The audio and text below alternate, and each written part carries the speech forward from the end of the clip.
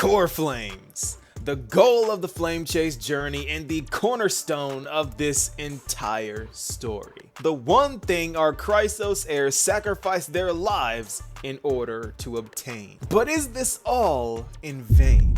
Will we succeed? Will the world simply reset?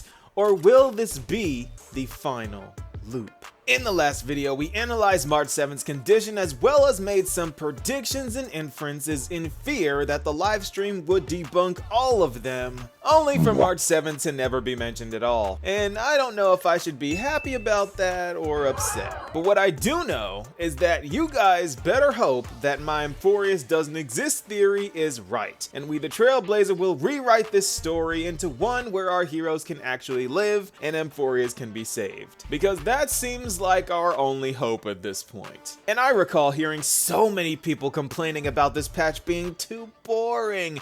But remember when I said this patch was a ton of yapping. But you know what that means for the patch that follows? Utter chaos. You just gotta see the vision. It's a pattern. Yapping patch, chaos and death. Yapfest, utter chaos. Because we've gotten to the point that even the demigods are dropping like flies. The flamereaver is back, Castros is out of commission, Maide is on the front lines, Anaxa's down, Cypher got absolutely destroyed. Finon is having a mental breakdown and is turning into Kevin, and Dan Heng is going Imbiber Lune. So you know, as well as I do, that things are getting serious. But what if I told you that it's so much worse than we thought? And for those of you still reeling from the sudden demise of your beloved flame chasers, first time? Because it seems that the community has gotten way too comfortable with Star Rail and forgot that this is a Honkai game, and trauma is par for the course. Because in this video, we are going to break down what exactly is going on and just how cooked we are in this upcoming patch. Because this is the downfall of the Chrysos heirs revealed. Okay. So the flamereaver is back as we all expected, Aglaya is on her last leg as was stated in the last story, and Finon will be the new leader of the Chrysos heirs. But in this trailer we see something even more concerning about the flamereaver that I'll have to get into later. Because we are going to see a lot of death in this upcoming story, and by death I do not mean Casterus. I mean those who will be soon sent to Casterus. So let's start with Aglaya, who no one seems to be talking about for some reason, because I believe that her death was also revealed in this trailer. Let me explain. In her prophecy, it states that she will have her final bath in warm in radiant gold, a very cryptic and abstract prophecy that no one could really piece together. Until now. My attempt at predicting this was that the gold was her blood, since the demigods have golden blood and blood being warm. However, this may not be the case because as we see in the trailer, we have her golden threads extending everywhere and the water below the platform being golden. And since we know that Aglaya's soul is hanging on by a thread, using this much power might just be her last ride. Granted, we can't see what's going on in the center. That golden pool, I believe, is the location of Aglaya's final bath. We only get a quick shot of it, but I also just wanted to point this out. This whole golden thread, golden pool thing also seems to be leading up with something to do with summoning and fighting Aquila. Not sure. Next up, unfortunately, we gotta talk about the fact that yet another shard of Trebios will fall. As we know, they turn into dolls when they die, and we just got our confirmation that Hoyo isn't showing any mercy to poor Trebi, and this makes 999 dead Trebis canon. I had a feeling this was coming, but it's still shocking that this is a thing. 999 dead Trebis. It's a thing. Why?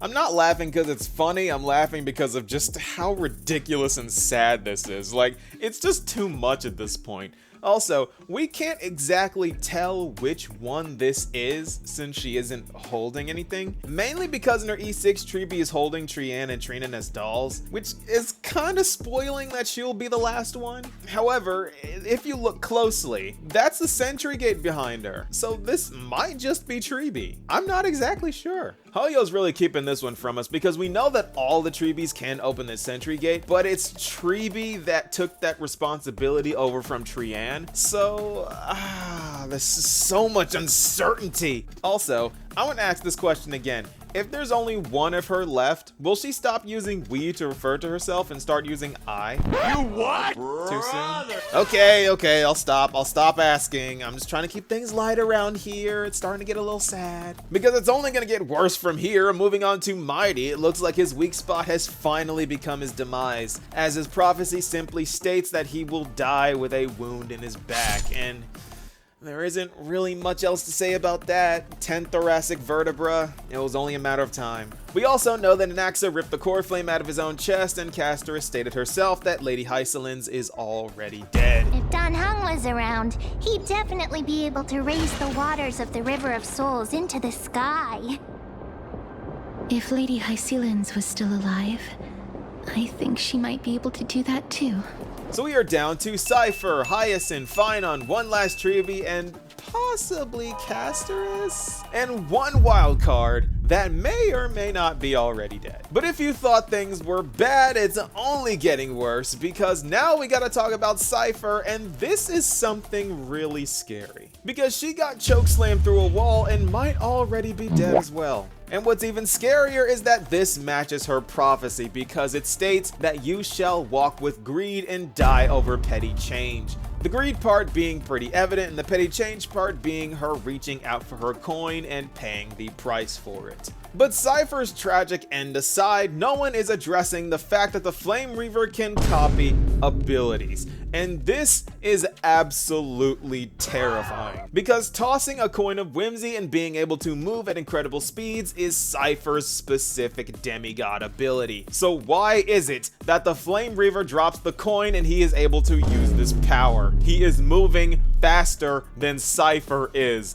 This is supposed to be Cypher's specific power, and this is really bad, because I believe the flamereaver is able to copy demigod abilities once they are used on him. Hear me out. This sounds crazy, but this also explains a lot. You see, wasn't that strange that when we had this grand plan to trap the flamereaver in the past using Mem's miracle, then use the sentry gate to get us all out, leaving him there, and he was able to just slice open a hole and get right back to us? What if I told you that this is his own version of the sentry gate? Remember, by this time in the story, Trian had already portaled him away once, but notice, the second time she tried this, he was resisting it way more than he did the first time. The first time he was struggling, but this time he just stands his ground. This could be because Trian was much weaker, but I don't think this is the case. Then when we portal out to save Anaxa, he sees it again, and then he copies it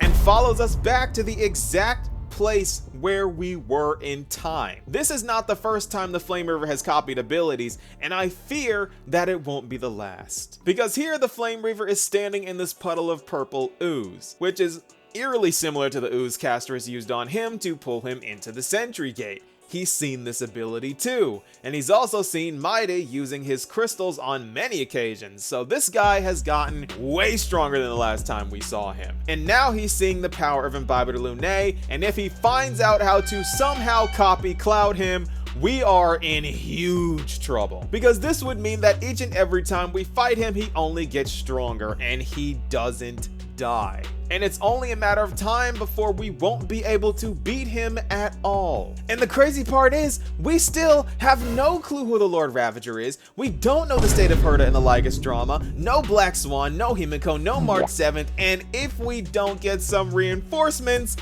I don't think we can win. Unless, and I mean unless, a character who has been waiting on the sidelines this entire time finally makes her appearance.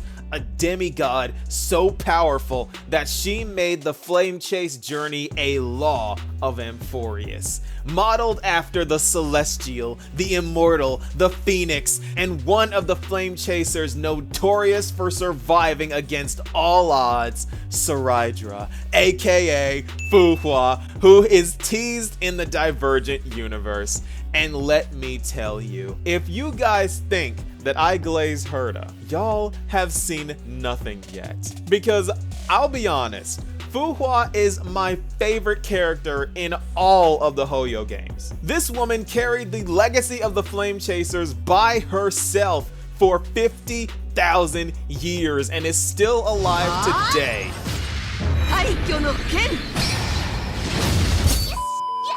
Actually, there are two of her now. Senti is just as great, but I'll wait until she saves the day to tell that story. Either way, we've got the last core flame to take, but Aquila seems to be the least of our problems. And it's not looking good for our Chrysosairs, to be honest with you. They were dropping one by one, but now it seems that we're losing 4 in one patch. And it is because of that fact that this is the downfall of the Chrysosairs revealed. Seriously, y'all better start hoping that I'm right and that we will get to rewrite the story after everyone dies and bring back the Chrysosairs to life. Yes, I'm not giving up on the finality theory. It's not over until we reach the end and it blooms into a new beginning. That is why we're here, and that's how we save Emphorius. That is Era Nova. The loop ends here. But what do you guys think? Be sure to let me know, and I'll see you all in the next video. Peace, y'all.